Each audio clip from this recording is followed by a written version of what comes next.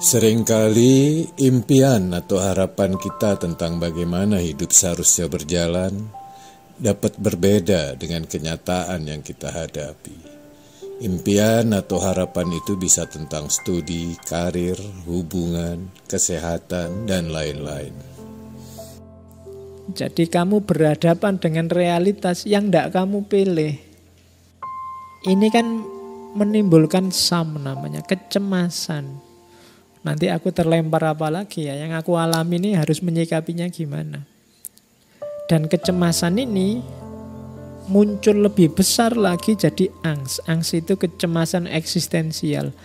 Waduh, realitasku ganti terus. Aku masuk situasi yang tidak kubayangkan terus. Apa yang harus aku lakukan ya? Ini harus segera melakukan sesuatu. Kenapa? Karena hidupku ini terbatas. Ada batas namanya mati.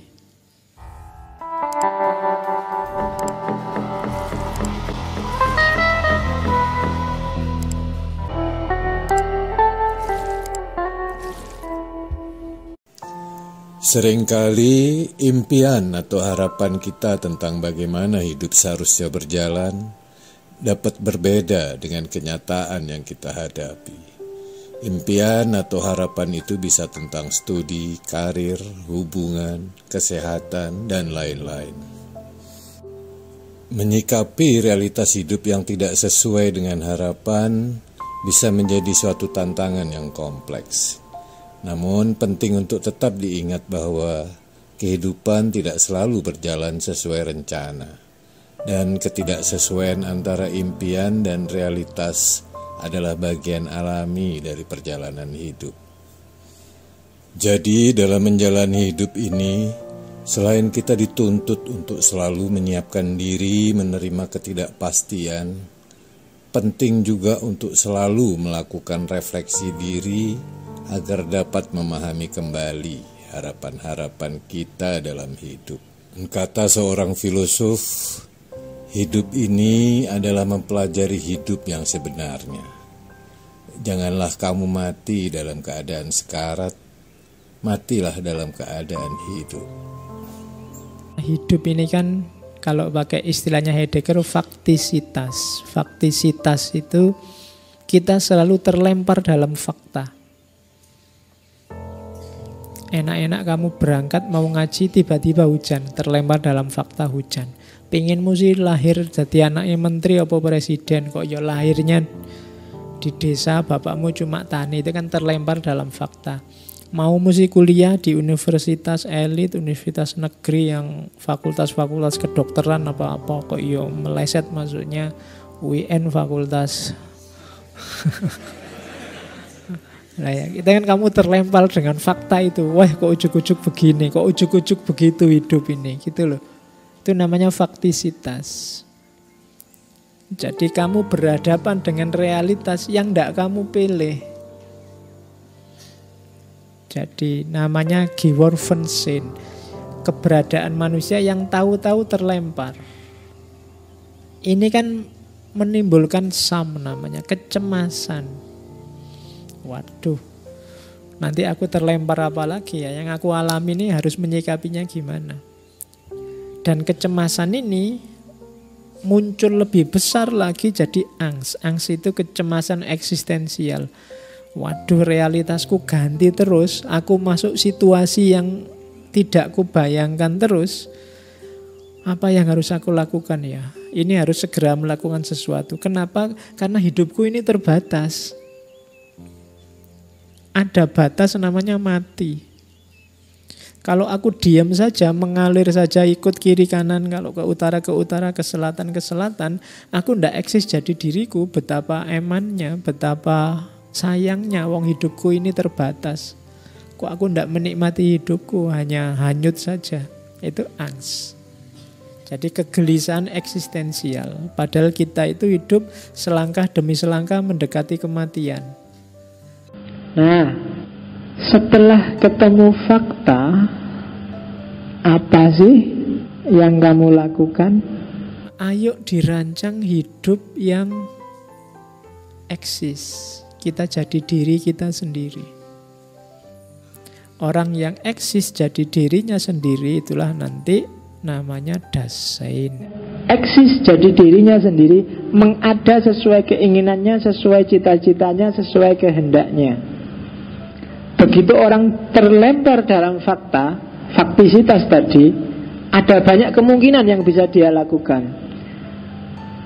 Jadi, nah, kalau dia milih kemungkinan yang keinginannya sendiri, cita-citanya sendiri, tujuannya sendiri, maka dia disebut Dasein. Nah, nanti ada tipe orang yang begitu dia jatuh dalam fakta, dia tenggelam dalam fakta, tidak bisa bangkit sesuai versinya, sesuai keinginannya, dia mengalir saja seperti arus. Itu nanti yang oleh Heidegger disebut Dasmam. Dasein itu manusia yang otentik. Dia eksis sebagai dirinya, tampil sesuai keinginannya, sesuai cita-citanya untuk eksis. Sementara kalau Dasman, itu dia tenggelam dalam fakta, terlempar dalam fakta dan tidak bisa bangkit. Itu bedanya Dasein dengan Dasman. Kenapa sih orang harus eksis sebagai dirinya? Karena kita ini ada tapi bisa tidak ada. Kita ini eksis tapi bisa tidak eksis. Maka ya harusnya kita milih untuk ada dan eksis. Kalau kita tenggelam dalam kerumunan, berarti kita sama dengan tidak ada. Ada kita dan tiada kita itu menentukan apakah kita otentik atau tidak sebagai manusia. Apa sih yang jadi batasnya adalah bahwa kita bisa mati. Ternyata manusia ada akhirnya. Akhirnya itu mati. Kalau kita tidak Dasein, itu artinya kita lenyap sebelum kita benar-benar lenyap. Ya kan? Sebelum kita benar-benar mati beneran, sebelum kita benar-benar berakhir, kita sudah berakhir. Kalau kita tidak Dasein, maka ya jadi mahasiswa, jadi anak, jadi kakak, jadi adik, jadi teman, kita harus otentik. Apa keinginan kita, apa cita-cita kita. Jangan gampang ikut-ikutan arus. Banyak mahasiswa yang kalau tak tanya, gimana mas, kira-kira setelah lulus mau ngapain? Gak tahu pak, ya mengalir aja. Lu mengalir mau kemana? Kalau kamu tidak paham alirannya, kalau kamu tidak muncul dari aliran itu, alirannya nanti kemana ya tidak jelas. Berarti kamu tidak Dasein. Katanya orang Arab, wujuduhu ka'adamihi. Jadi kamu seolah-olah ada tapi nggak ada sebenarnya kamu. Jadi kamu mati sebelum kamu mati. Nah itu ada dan tiada. Jadi Dasman itu orang yang melupakan keadaannya dan larut dalam keseharian. Maka kita harus bangkit, kita harus menyelam tapi otentik dalam keseharian. Kalau bahasanya Heidegger, kita harus menyembul dari arus. Boleh kamu tetap ada di sungai itu, tapi tampakkanlah dirimu, jangan tenggelam. Boleh kamu masih jadi mahasiswa UIN, mahasiswa UNY, UGM, jadi jamaah masjid, jadi takmir masjid, tapi jangan tenggelam. Kamu harus otentik, muncul, tunjukkan ini loh aku. Itu Dasein, otentik. Kenapa? Karena kita bisa mati. Kalau kematian itu bagi Heidegger ada dua, ada namanya Sterben, ada namanya Aufleben. Kalau Aufleben itu mati yang ya mati, kayak jam mati, tanaman mati, radio mati, listrik mati, itu namanya Aufleben. Manusia mati karena daya hidupnya hilang. Aufleben gak usah kamu pikir, otomatis kamu akan mati. Tapi kalau Sterben, mati sih, cuma kematian ini memang sudah kamu rancang gayanya, polanya, modelnya, endingnya. Itu tadi sterben. Sterben itu kematian yang meninggalkan makna. Orang-orang besar itu kematiannya adalah kematian yang sterben. Orang-orang terkenal itu sterben. Dia mati tapi seolah-olah masih hidup. Karyanya, pemikirannya. Jadi orang ini ngerti benar, besok aku akan meninggal maka aku tinggalkan makna. Kita sebagai manusia berhadapan dengan 3 hal. Jadi hidup kita berhadapan dengan 3 hal. Diri kita sendiri yang dituntut untuk otentik, orang lain yang juga ingin jadi dasain, dan barang-barang alam semesta, baik yang kita jadikan alat atau yang tidak kita jadikan alat. Terus biasanya muncul angst. Angst itu kegelisahan eksistensial. Ketika kamu mikir, siapa sih sebenarnya aku ini?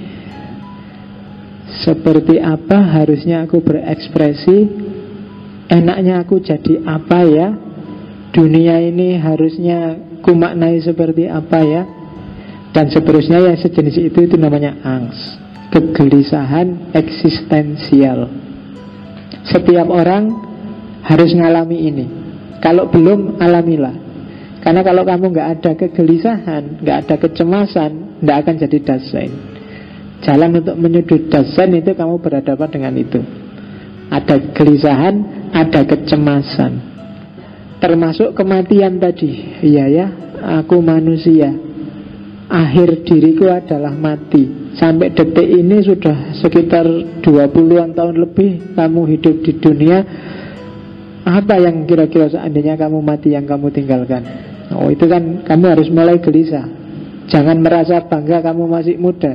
Sekarang yang lebih muda lebih banyak anunya. Kalau di rasio kan lebih banyak. Kalau orang tua-tua itu sudah siap mati.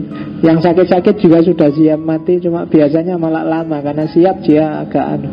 Kamu yang gak siap biasanya. Itu kan kegelisahan. Jangan-jangan kan gitu kamu. Apa yang kutinggalkan kalau meninggal? Oke. Nah, kegelisahan ini biasanya kalau kamu refleksi lebih dalam, kamu berhadapan dengan 3 hal. Pertama, berhadapan dengan masa lalu. Kedua, berhadapan dengan masa kini. Dan yang ketiga, berhadapan dengan masa depan. Masa lalu berarti kamu berhadapan dengan faktisitas tadi, berhadapan dengan fakta-fakta yang kamu tiba-tiba saja terlempar di sana. Aduh, aku kok lahir di Madura ya? Coba aku lahir di Inggris jadi bule aku. Karena lahir di Madura jadi kayak gini ya. Kalau itu kan kamu susah menghadapi. Itu faktanya wis diakoni wae. Itu namanya faktisitas. Itu loh. IQ ku kok cendek banget ya, agak pinter dikit gitu loh. Ini Gusti Allah ngasih IQ kok kita ndak kebagian banyak ya. Nah misalnya itu faktisitas diakoni wae, ndak apa-apa ya, kenyataannya begitu.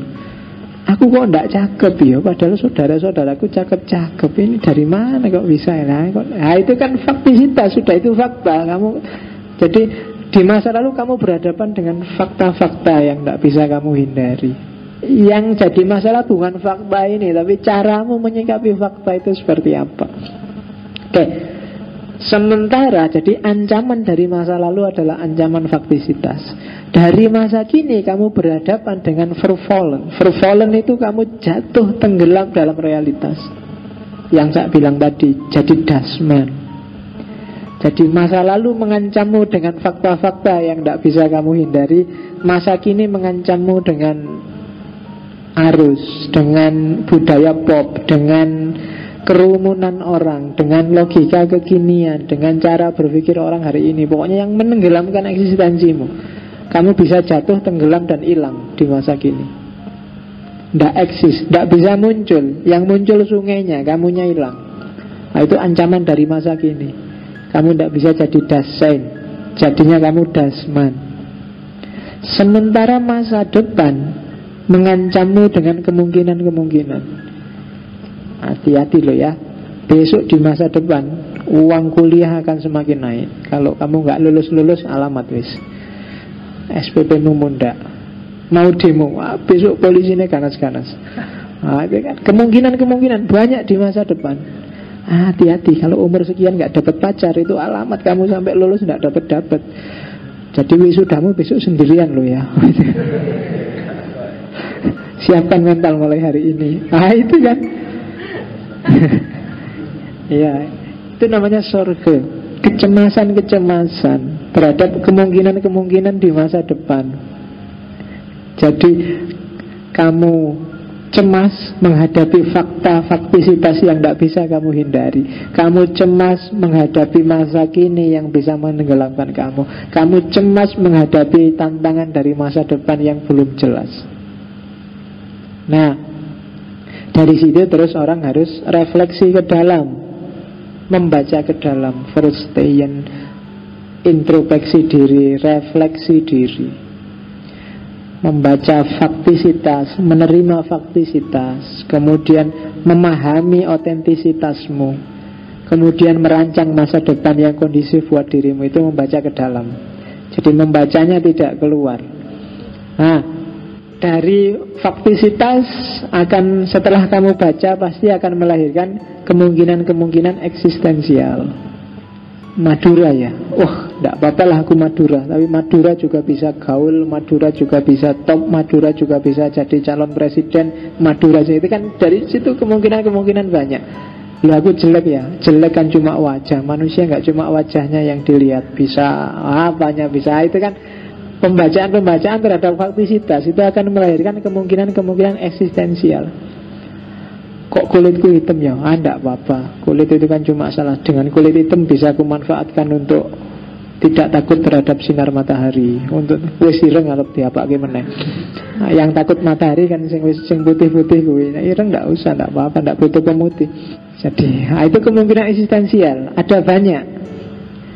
Aku IQ ku rendah lah. Enggak apa-apa. IQ rendah satu variabel orang, enggak cuma dari IQ-nya tapi juga dari nasibnya dan juga dari usahanya. Itu kan membaca kemungkinan eksistensial. Jadi faktanya kamu nggak bisa menghindar, tapi dari fakta itu akan ada banyak kemungkinan. Dan kemungkinan itu bisa pada akhirnya akan kamu pilih dengan mempertimbangkan kemungkinan yang ada di masa depan. Oke lah, karena bukan selalu wajah yang dicari orang. Sekarang mau kumanfaatkan tubuhku, aku tak fitness. Wajah jelek tapi body shape kan nanti banyak juga yang mau. Nah, itu pilihan sudah. Setelah kamu membaca masa depan, oh berarti di masa depan biar aku dapat. Nah, itu mix antara kemungkinan yang lahir dari faktisitas dan ramalan-ramalan kemungkinanmu dari masa depan. Dari situ lahir pilihanmu, kontekstualitas. Dan pilihan itu biasanya ditentukan oleh apa yang ada di kepala kita, Vorhabe, apa yang versi, apa yang kita lihat, perspektif kita, kacamata kita, dan Vorgriff, apa yang ingin kita raih. Itu menentukan pilihan biasanya. Yang ilmunya filsafat, pilihannya pasti beda dengan yang ilmunya komunikasi, ilmunya teknik, ilmunya yang ada di kepala. Itu namanya Vorhabe. Ada versi itu apa yang dilihat. Yang melihat materi saja mungkin beda dengan yang melihat rohani, melihat spiritualitas, melihat inner beauty ini. Nah, itu beda, itu namanya versi. Vorgriff juga menentukan pilihan. Vorgriff itu apa yang ingin kamu capai. Nggak dapat pacar nggak apa-apa, yang penting sukses jadi orang kaya. Nanti kalau sudah kaya kan urusan perempuan kayak apapun akan datang sendiri dan buktinya banyak misalnya. Itu kan Vorgriff namanya, tujuanmu untuk nyari uang dulu, kaya dulu lah. Urusan selanjutnya bisa diurus gampang. Atau mungkin beda, yang penting ilmu dulu lah, pinter dulu. Kalau pinter pengen kaya, pengen dapat pacar gampang. Itu Vorgriff, apa yang ingin diraih. Jadi apa yang ada di kepalamu, apa yang kamu lihat dan apa yang ingin kamu raih, itu menentukan pilihan-pilihanmu. Nah, dari pilihan kontekstualitas dengan bekal tadi, dari situlah nanti kamu akan mengada, eksis sebagai dirimu. Kalau tidak melahirkan pilihan, tidak melahirkan kontekstualitas, kamu tidak akan jadi Dasein. Dasein itu lahir kalau kamu memutuskan sesuai forhabemu, forsihmu, forgriefmu. Kamu akan eksis jadi dasein, kamu akan mengada. Setelah kamu punya pilihan, setelah kamu memutuskan, setelah kamu mengada, kamu punya makna sendiri, kamu punya pemahaman sendiri terhadap realitasmu, baik realitas lingkungan sekelilingmu, realitas dirimu sendiri, maupun realitas orang lain. Dari situlah kamu eksis jadi manusia versimu sendiri. Kamu akan muncul dari tengah arus, kamu akan kelihatan sebagai dirimu. Oke, saya akhiri. Kurang lebihnya mohon maaf. Wallahul muwafiq, wallahu a'lamu bissawab. Wassalamualaikum warahmatullahi wabarakatuh.